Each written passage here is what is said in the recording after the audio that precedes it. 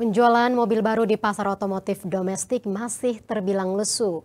Data gabungan dari Industri Kendaraan Bermotor Indonesia atau GAIKINDO, penjualan mobil secara wholesale periode Januari sampai April 2025 tercatat sekitar 256.000 unit, lebih rendah 2,9% dibanding penjualan mobil pada periode serupa tahun lalu. Sementara angka penjualan mobil secara retail juga demikian.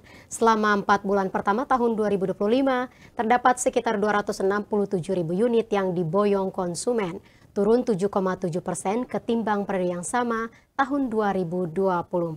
Dan untuk membahasnya, sudah bergabung bersama kami di studio Kabar Bursa asisten redaktur Citra Dara.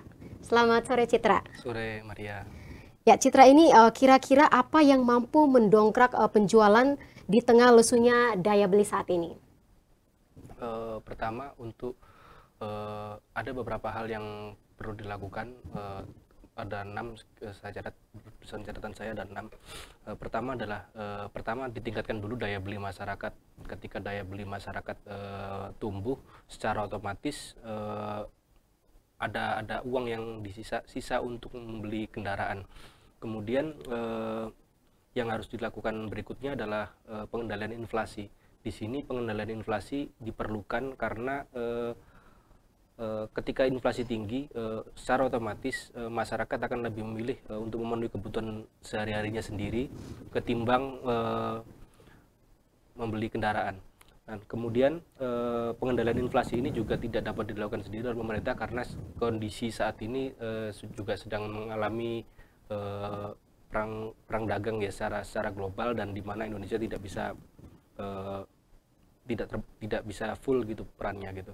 Kemudian yang berikutnya yang dapat dilakukan pemerintah adalah penurunan suku bunga, dan dalam hal ini kemarin BI sudah menurunkan suku bunga 2,5 poin menjadi 5,0, dan itu upaya yang cukup baik ya, karena ketika suku bunga itu cukup rendah, secara otomatis akan merangsang orang untuk membeli kendaraan. Nah, dalam hal ini BI tidak bisa mengatakan bahwasanya kondisi sedang baik-baik saja, dan saya pikir penurunan suku bunga ini menunjukkan kondisi Indonesia terutama di sektor otomotif sedang tidak baik-baik saja ya.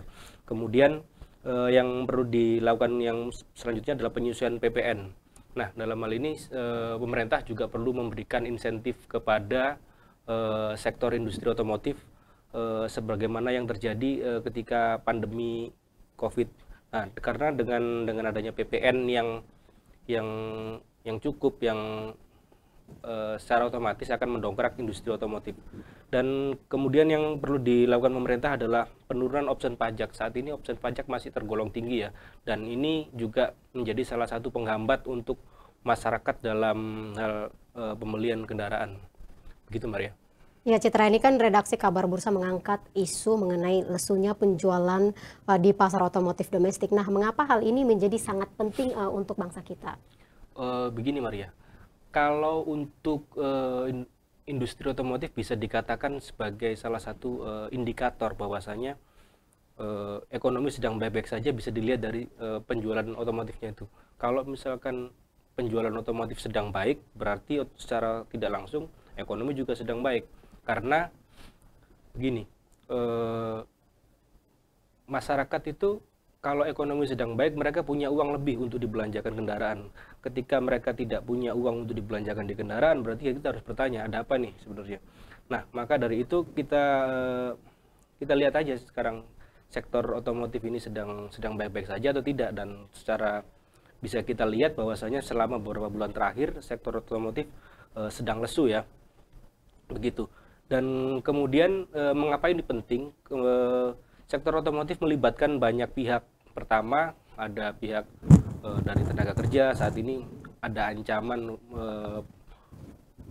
merubahkan beberapa ribuan karyawan dari pekerja-pekerja di sektor otomotif. Dan kemudian selanjutnya adalah kita bisa lihat dari TKDN tingkat komponen dalam negeri itu saat ini di industri otomotif sedang tinggi-tingginya.